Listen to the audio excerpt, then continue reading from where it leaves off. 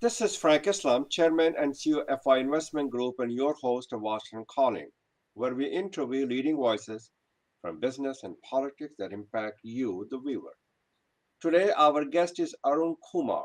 Arun Kumar is a veteran Indian journalist who works for IANS, New Delhi base, which is the largest wire service in India.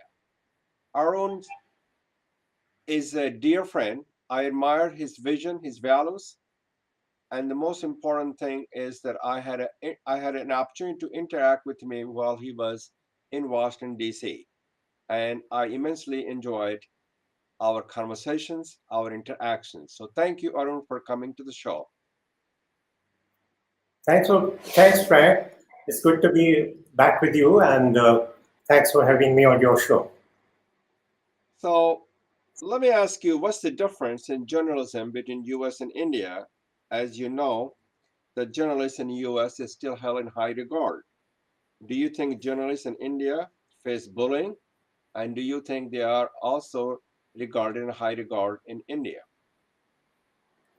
Well, there is a lot of difference between journalism in India and journalism in the U.S. For one, what I'm saying is um, uh, the the kind of newspapers we have. We have about 70,000 newspapers in India, about 1,000 channels, and then we have 1,652 languages, and 22 of them official languages. So to cater to this kind of an audience, the journalist has to, vary his style and all that.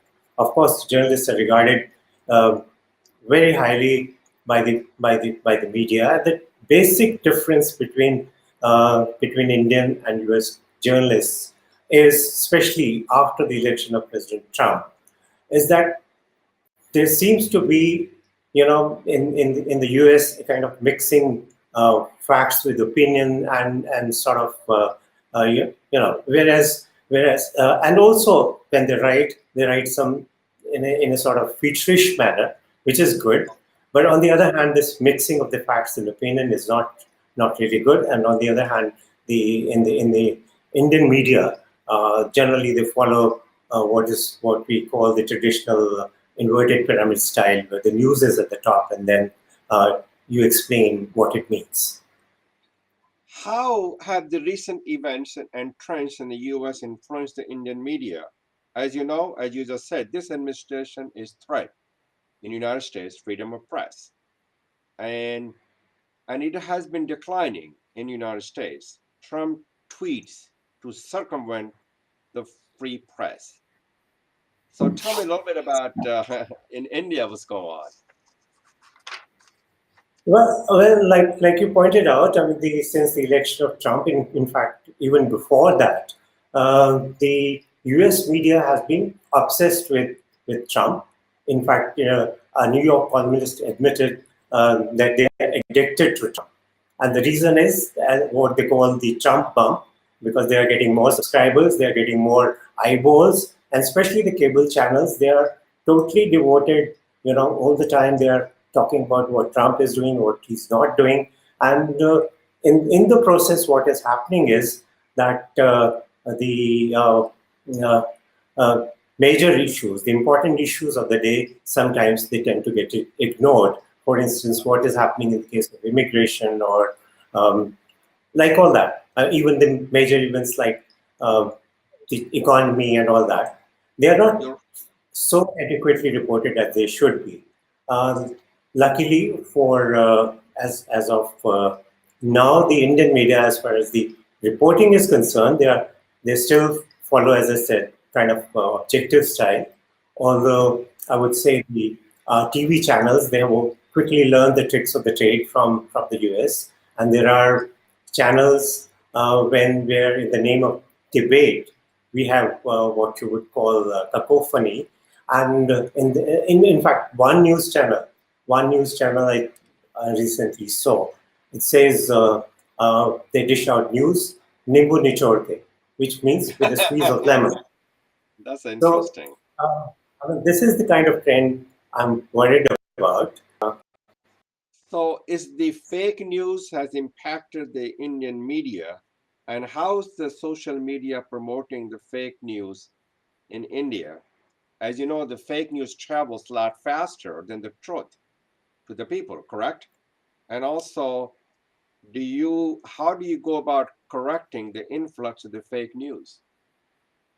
Luckily, I would say that fake news has not infiltrated the Indian media so much.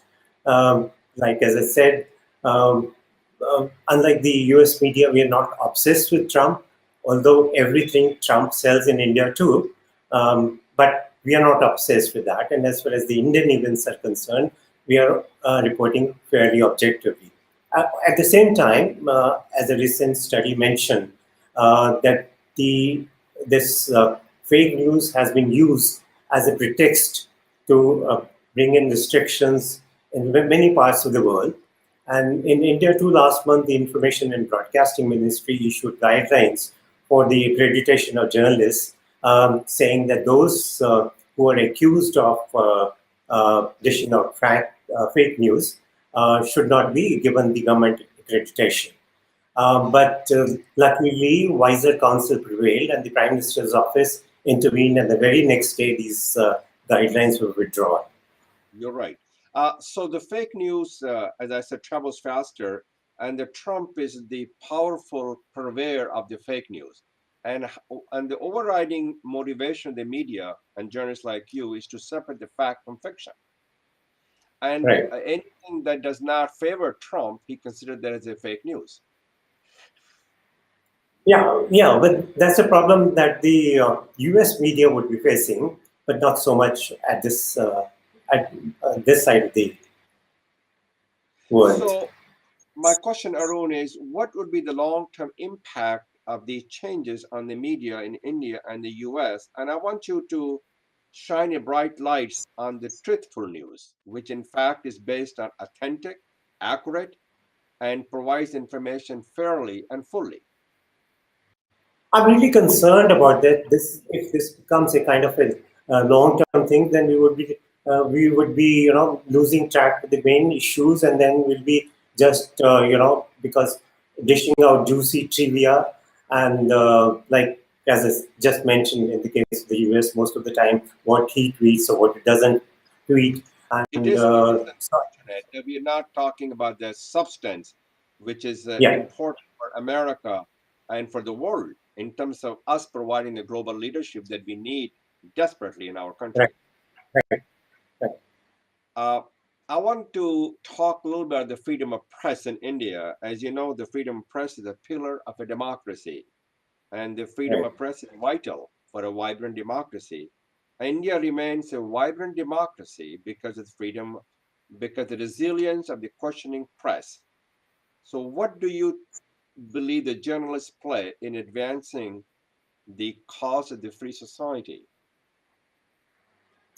Well, like as I said, the Indian press is fairly free, although the what is called the Reporters Without Borders recently downgraded India's rank from So 136 to they 138, also and they downgraded are us as well. yeah, squeezed us between Myanmar and Pakistan, which I think is really totally far-fetched, and the Press Council of India really joined issue with them, saying that this is not based on objective criteria, and essentially this is based on perceptions and opinions, and uh, so that's a bit unfortunate. Uh, there are other, I mean, I'm not saying that there are not pressures from the powers that be uh, that would be uh, elsewhere too. But I think by and large, the Indian media is very free. And they continue to tell the truth, correct? Yes, they continue to tell the truth. And like as I said, except for 18 months of dark days of emergency imposed by Mrs. Gandhi in 1975, we Yeah. had this. Then there are other issues also, like for instance, unlike the US, in India, the what is called the central or the federal government and the state governments, they are one of the largest advertisers. So sometimes that influences because, especially the small newspapers, for them, uh, when they are looking for an advertisement, they may not as they say, call a spade a spade. So that's an issue, and they also they also get some perks like subsidized accommodation. So that may also sometimes influence the writings. I'm talking here about not the top journalists, but I'm talking about say in the smaller towns or whatever it is. So they face this kind of oppression. So do they face censorship from the government and others? There have been several incidents that have been very violent, and there have been killing of the journalists as well. And do the journalists have the responsibility to tell the truth? Yeah, journalists certainly have a responsibility to tell the truth, and like as I said, there is no official censorship. But then I just mentioned about the kind of pressures they face from the powers that be. Uh, like one prominent editor, he had he resigned from his newspaper because his paper was forced to kind of publish an apology to a politician about whom they had done a series of stories about his involvement in the drug trade. Also, then there are other pressures like from the extremist elements and what is called antisocial elements. Um, Recently, or like last year, one prominent journalist was shot down outside her home in Bangalore by people who were alleged to be the Hindu extremists. And recently, a Bombay court has sentenced Chota Rajan to life imprisonment for ordering the hit of a crime journalist. And you know what? What was his crime? This journalist, he had described Chota Rajan as a petty gangster compared to Dawood Ibrahim. So he ordered that he should be killed, and he was killed. But the So this is the censorship, kind of pressure. you're absolutely right, but the censorship is not healthy for the Indian democracy. Right. So there's no We, censorship as such, but then there are pressures, like as I said, indirect pressures, and not maybe not so much from the government, but then these antisocial elements. It's for the government to control these antisocial social elements.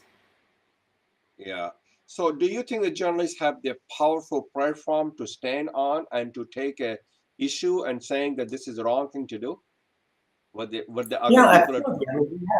I mean, there are what is called, there's the Press Council of India, which takes, if the journalists do something wrong, that they are taken to task, and and there are other forums, Editors Guild, where the editors express their views about these issues, and so yes, Do you believe that journalists in India promote the transparency and accountability?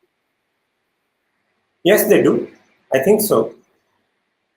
Can you shed some light on it, some of the examples in terms of the transparency and accountability? If the people have committed violence, do they go about telling them that you cannot give your own opinion, but you can basically tell the facts?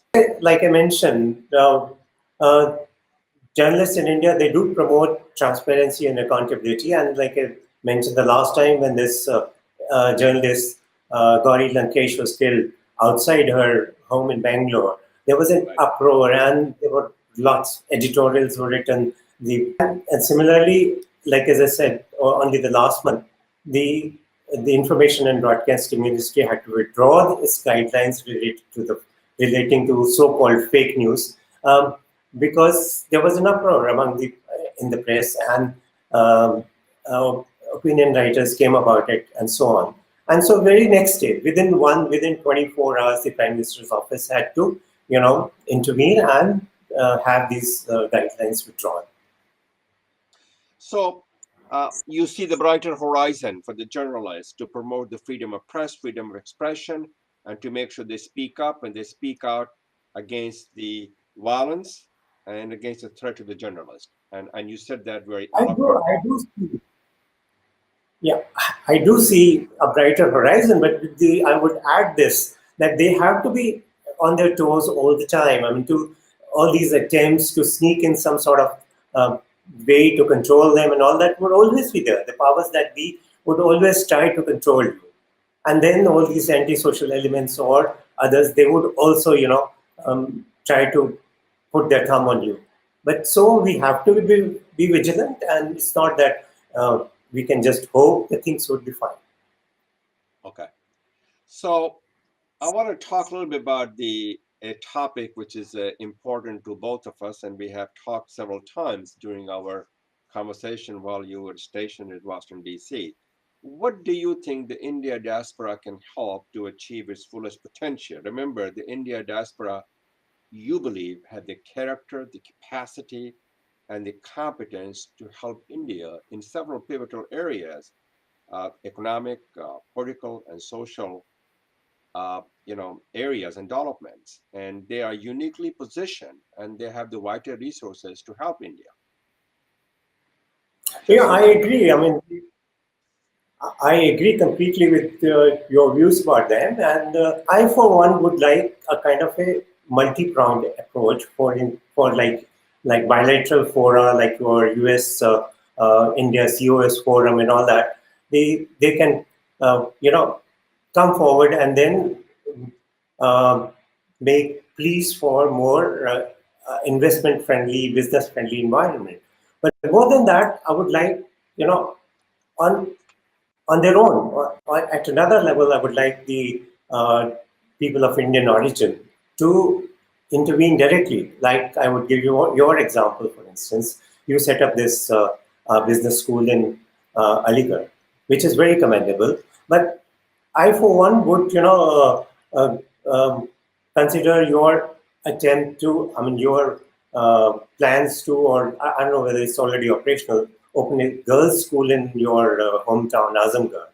So, Right. so this is what we need. And again, since the Indian diaspora knows what works in India, so I would suggest associations like the global organization that is GOPIO, People of Indian Origin, and others, they could come forward and make a concerted effort to not only, uh, uh, on focused areas, like as I said, education for one, that you are doing, healthcare could be another, and then again, this pollution is another major area. New Delhi now is the most polluted city in the world. Bombay is number 4. Beijing is Oh, number 5. So two of the 5 top most polluted or the with the worst air quality are um, what is called in India. Similarly, like there are other issues like as part of what the Prime Minister calls the Swachhata Abhiyan, we want to end open defecation in the rural areas. Or many of the people still go out and defecate in the open. Now, so so you this is the talk kind about, of yeah, go ahead, Arun. Sorry. so what I'm talking about is that instead of blindly what aping in the West, for instance, I would tell you the place where I live. It is called Gurugram or Gurgaon. It's just a suburb of Right. Delhi. You have all these multi-story buildings with everything is all glass. Now, in a country like India, which has temperatures reaching up to 45, I think you are converting and then you are spending I don't know how much amount of money to air condition these hot houses. Right. So what we need to do is we need to work out what in India we call jugaad or make do things which work. Using the local resources, we should be able to build houses which stay cool on their own. Which don't need expensive air conditioning. Now, in this, like again going back to Gurugram, it's called the Millennial City. But Okay. for houses, there is no water, so tankers bring waters to these multi-story houses to bring water. Wow. So Okay. we have to So work with, so you said about the key priority areas the Indian diaspora can help, and I mentioned you say education, commerce, economy, creating jobs, and also creating companies, innovations, and entrepreneurship. And they have the capacity to bring broad economic benefits to India, and you mentioned that. yeah, But some of the yeah, things you mentioned, we did not. Skills development is very important also for the Indian diaspora to help. But something you Yeah, mentioned about the pollution and yeah, about the green energy and the yeah. those are the important aspect. Is I want you to shed some light on the philanthropy part of that, not the charity, which is the sustainable power of the purpose of philanthropy. And for example, the AIF is doing somewhat, Ekel Foundation, Pratham USA is doing that. Tell us a little bit about that, how they're having an impact on in India. Like yeah, you mentioned about these foundations they are having, but Bill Gates Foundation for one is another one which is having like some of the areas which I mentioned. So they have taken these projects. For instance, they have set up two projects where the is called the fecal sludge is processed, and then it is the water, and this is separated. The water is used for agriculture, and then that's where the Indian diaspora comes, because they know what works back home, or in their motherland, and so they should be able to take the local resources and then accordingly make use of those to, like as I said, right, from clean air, clean water, affordable housing. Uh, like you mentioned, of course, there's on another level we need jobs, we need commerce, and so on. But at the gut level, I mean, at the basic level, these are the things which are more important for a person, common person. So, one more questions that I have as we close our conversation. Your thoughts on the future of U.S.-India relation, and you live in both countries, and as President Yeah. Obama said, defining partnership of the 21st century. Do you still think Yeah. it's still being defined? Yeah, it is. But like as I said, there is support from, I for one would say that Trump has kept his promised to be best friends with India. And like when Prime Minister Narendra Modi went to the US, in his usual style, he said relations between India has never been stronger or never been better. And it's not these words. If you really look at it, there have been, especially in the area of defense, there have been a lot of this thing. And again, in the case of terrorism, for instance, um, uh, India and the US now are together fighting from IS, Al Qaeda to ISIS to Pakistan based Lashkar-e-Taiba and the D Company. And also, Trump has been really tough on Pakistan in relating to terrorism. Uh, for once, a US administration has stopped military aid to Pakistan on this issue. So I, for one, see brighter horizons for in You also mentioned about the intelligence sharing yeah, and the defense ties, which is very important, and the maritime, which is also an important aspect. yeah. Is that so? And is there any effect on the tariff that the Trump imposed on it on Indian goods to come to the United States? I don't think it made No, any I mean, difference. no, not really. I mean, there would be some concern now that Trump has, walked out of the Iran deal. There would be some concern. India would again have to do some balancing act because Iran continues to be a major supplier of oil to India, and Right. hopefully India would get some exemption or whatever. And also, not only oil. Besides that, we have long-standing cultural ties with Iran, and so India would have to do a balancing act to work out. I mean, not rub Trump on the wrong side. What about the people-to-people relationship? They play a very important role. What they did with U.S.-India nuclear deal. Certainly do play a role. And I, for one, see that, like as I said, there are about 200,000 Indian students next only to the China. Earlier, Indians were, at the top. And again, I was just looking at the recent figures, but people are, uh, most of the newspapers, they point out the H-1B issue as a major issue. And then they are talking about Trump administration trying to restrict the H-1B visas and also restricting the visas for the spouses of the H-1 visa holders. But if you look at the statistics, even last year, 75% of the what is called H1B visas went to the You are Indians, an Indian and citizen, right? 96% of the H4 visas for the spouses of the H1B went to the Indians. Only the next was 3% to the Chinese. So what do we want? Do we want 100%? I mean, so one has to be realistic and one has to take a look at the big picture. And as you rightly pointed out, we have so many people in high places in the US administration. And even outside the US administration, there are so many contacts between India and the US. Even if, for God forbid, there is a decline, there is someone in the White House who is not so much for better Indo-US relations. I doubt there would be a downturn. Very good. Um, so, immigrants play a very important role. They infuse this nation with far horizons and new frontier, thereby keeping Right. the hope alive as well, as President Kennedy said. So, thank you very much, Arun, for your comments, and I enjoyed our conversation. This is Frank Islam wishing you a great week, and thank you for watching.